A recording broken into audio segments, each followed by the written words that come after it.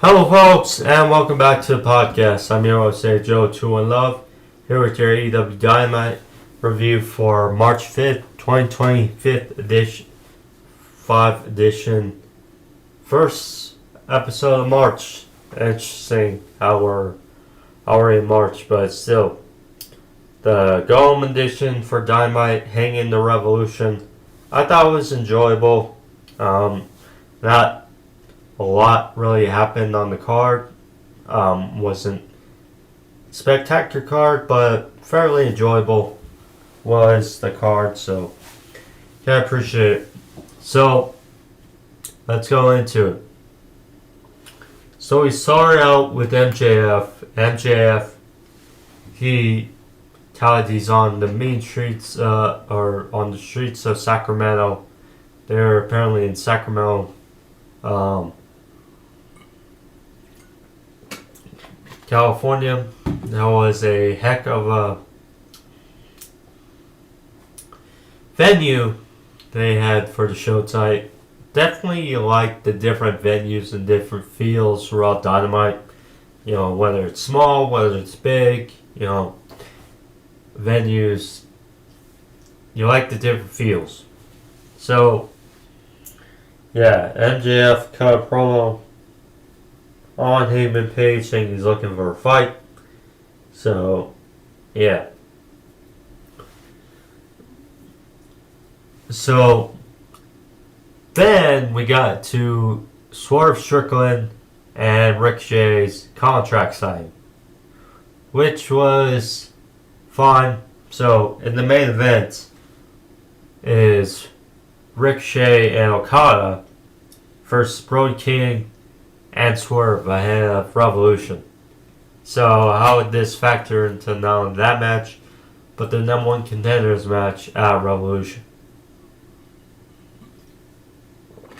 Now, yes, MJF Hangman looks more like a number one contenders match than this does, but still interesting. So,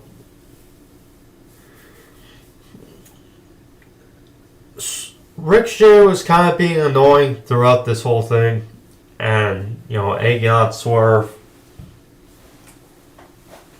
So, eventually Swerve had enough, and told how there will be two things that Ricochet will be remembered for.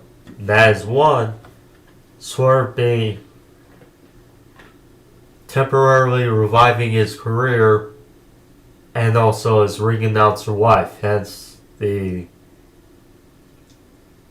very lovely Samantha Irvin. That's all I'll say. But yeah, this was fun, or this was fun contract signing. So afterwards, Ricochet was pissed, and he tried to cheap shot Swerve in the head with some his scissors he had, that really got this feud going into a different level. You know, when he busts up Swerve all those weeks ago with the scissors. So Swerve was prepared and actually had a pair of his own scissors as well, and caught Ricochet overhead.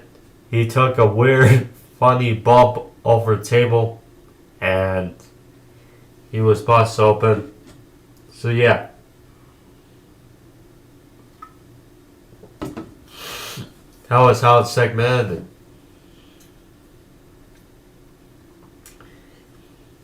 Next, our first match of the evening.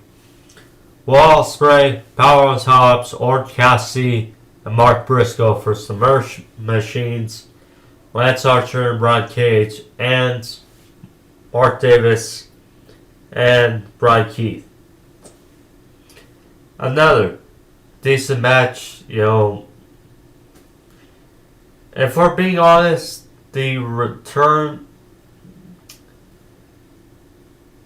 Orange Cassidy has felt very vanilla these last couple weeks. I mean, he did have a hell of a match with Takesha in the main event, but it's like he's just being thrusted up, and then not to mention Hangman attacked again. Hangman attacked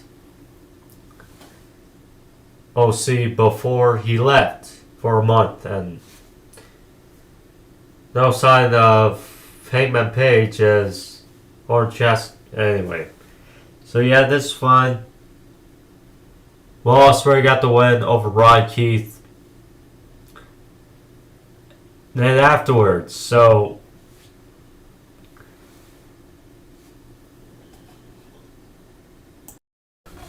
the key thing was after the match, because they're still playing on this rift of, well, Mark Davis, he's a conflicted member of the Don Callis family now, and afterwards he was being berated as such by Kyle Fletcher and Don Callis, as he was instructed to hit Will Ospreay in the back with a chair. So that happens, and then Kyle Fletcher hits a brainbuster to Will Ospreay on a chair. So there you go. So yeah, ahead of their steel cage match at Revolution on Sunday, which should be fun. Yeah. Well, it's going to be intriguing to see how that match unfolds. Certainly to say. But yeah, while it's due to be a fun match and you've been liking this ensemble of these two the last couple of months, you're also intrigued to see what these two do after, most certainly.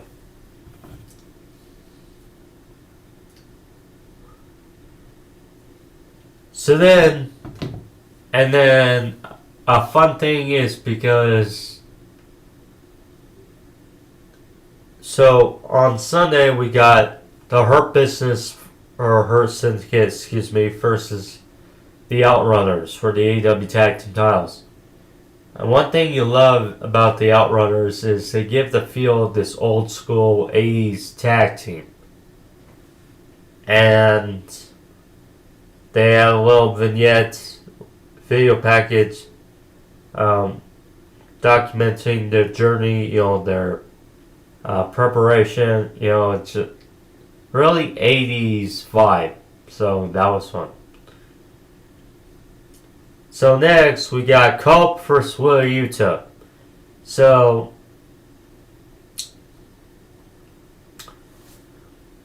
they had a very solid shot of Wheeler Yuta heading into the arena and into, his entrance towards the ring. Pretty cool shot,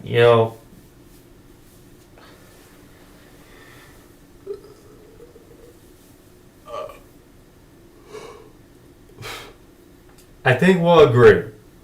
Will Yuta is not... We're not the biggest fans of his.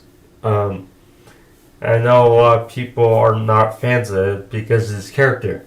He's a solid wrestler, but as far as character-wise, it's just not there to care much about. So, but this entrance, and he put up a hell of a match versus Copeland. Adam Copeland, Cope, whatever you want to call him. Yeah, this is fun.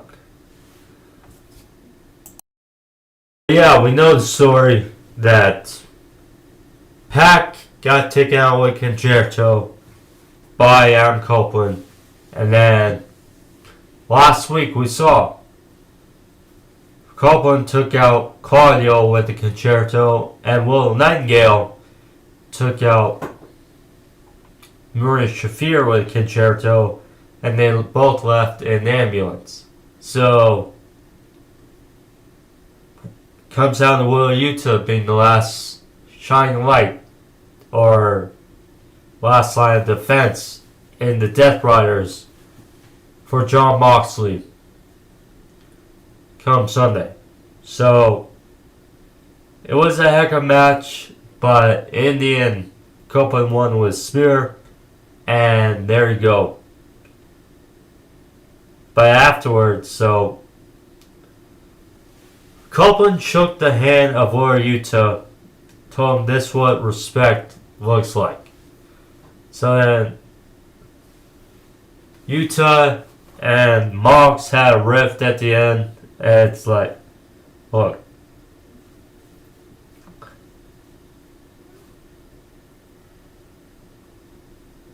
again, I just mentioned what I mentioned about Yuta, and it's just, it is what it is. Look, people have been fed up with the Death Riders. You know, it's like, they started, and people were wondering about Shane McMahon, and Shane McMahon has not appeared in AEW, like some speculate. And, you know,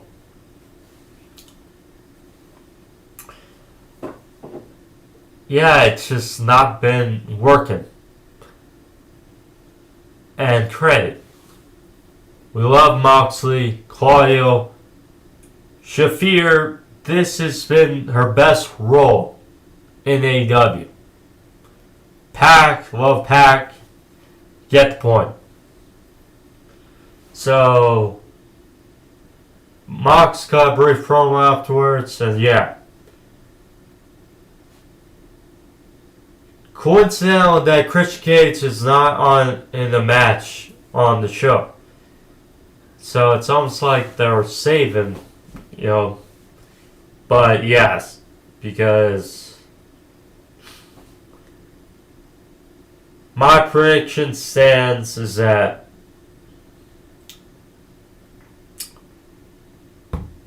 Copeland is going to be Mox on Sunday.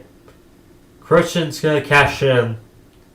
Swerve is going to beat Ricochet, get his or get his payback, and there you go.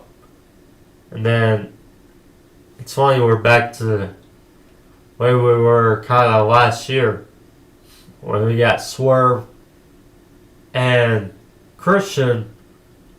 With Christian coming after Swerve, but this time it would be Swerve coming after Christian.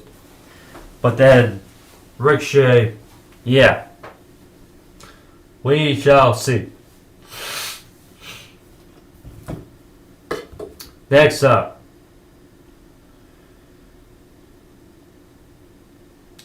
MJF and Hangman Page. So Renee Paquette found MJF and started interviewing, asking him a question, and then all of a sudden you see in the background the old truck with the horns driving to where Renee and MJF are, and Renee said, "Look out," and then so Heyman was looking for MJF, and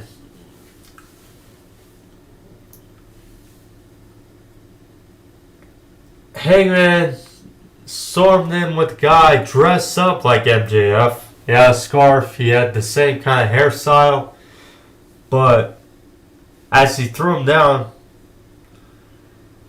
you could see that was not MJF, and then MJF blindsides him, and then he get a brawl in the middle of the ring.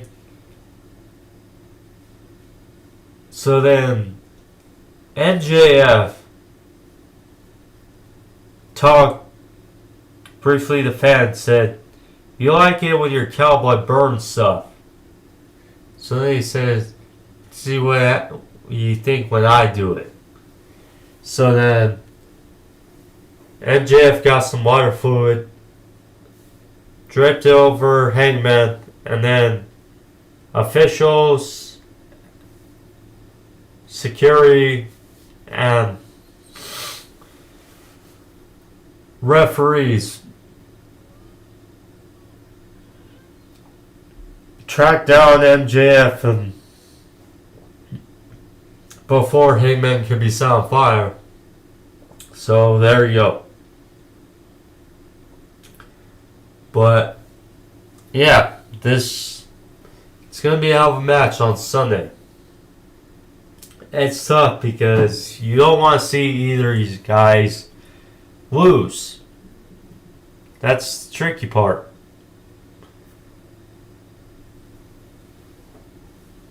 So yeah, we'll see certainly what happens on Sunday, but yeah, it should be a hell of a match.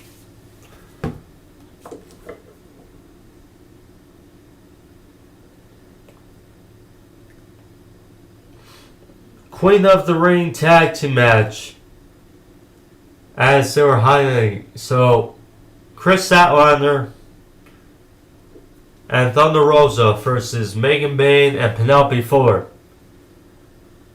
So,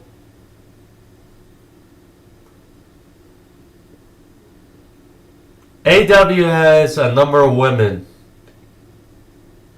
featured in the match, or in the movie, and only one of them, Toni Storm, was shown on this card.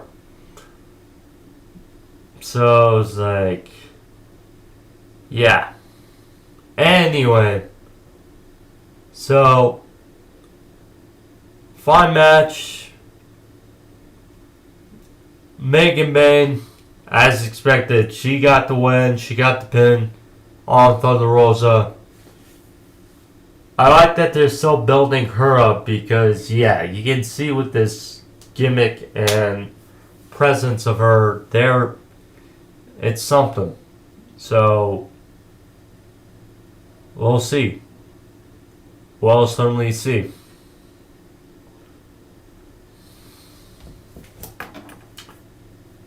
So then, we go to Mercedes Moné and brief promo because she's going to face Momo Watanabe at Revolution for the TBS Championship. Yeah. There you go. Max Caster, he was out for an open challenge. And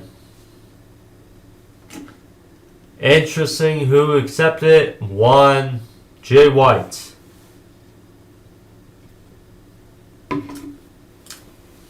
Squash, whatever you want to say.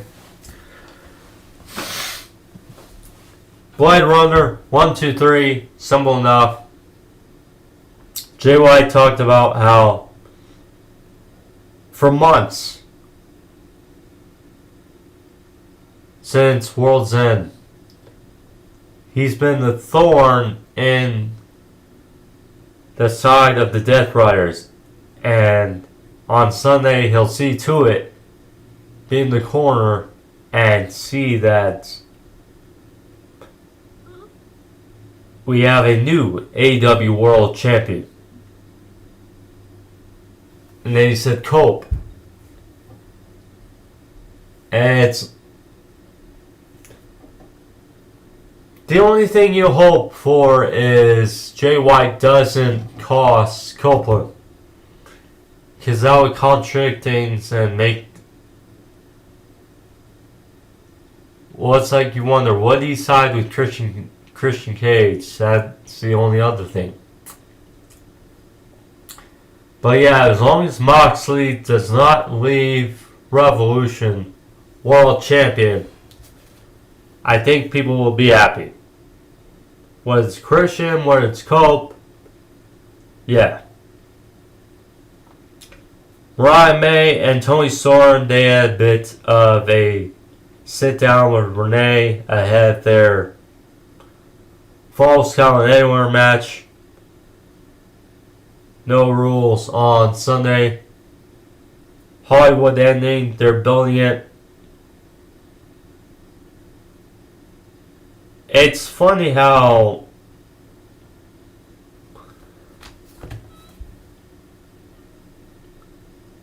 Toni Storm is back to Timeless, and Mariah May, they're playing her up as this almost damsel in distress type of thing. And it's interesting. Yeah, we shall see how it goes, but it should be a fun match. Toni Storm just regained the title, so I don't expect her to drop it. The only question is what they do next with both women, but yeah.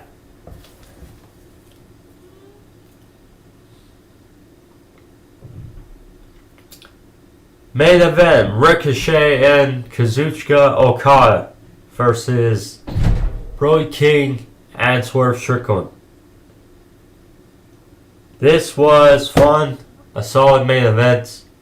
Ricochet, of course, was cleared because they were building up like, oh, after that shot with the scissors, is he going to be cleared for the main event? Well, yes, he was. He just had a bandage over his head, but still, was a hell of a main event. I mean, Brody King, the Hounds of Hell entrances are very fun too. Very fun. Although I still wish I still have the House of Black and Malachi Black, but yeah, Hounds of Hell entrances are fun.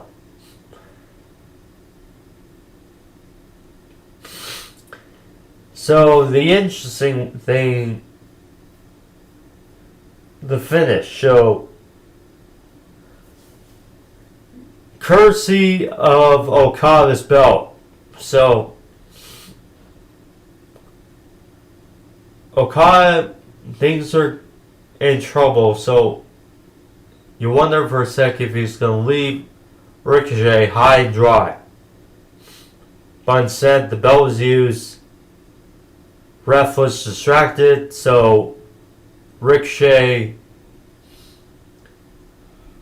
hit Swerve over the head with Okada's Continental Championship, and that was enough for the 1, 2, 3. And Ricochet pinned Swerve again. So, automatically can assume that Ricochet's not going to win on Sunday. So, there you go. But yeah.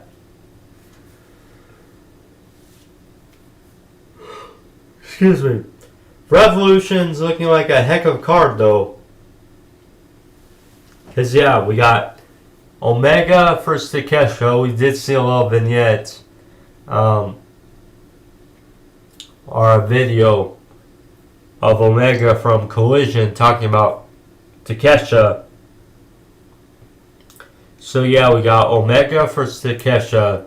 Should be a hell of a match. I expect Omega to win and get his win back from those 2 losses a couple years ago. And then we got Will Ospreay versus Kyle Fletcher inside a steel cage. So there's that. You also got the 2 women's matches. Mercedes versus Momo and Mariah May versus Toni Storm. And then we got the big main event, which is Cobb versus Moxley. We'll see how that transpires. But yeah, AEW Revolution is looking like a hell of a card. So yeah, we'll see how it goes. But anyways, guys, that's my AEW Dynamite review. Hope you guys enjoyed it. We'll see you back for Sunday or Monday for AEW Revolution review. But for now, guys, thank you guys all. Be safe. I'm AJ2 Love. Peace.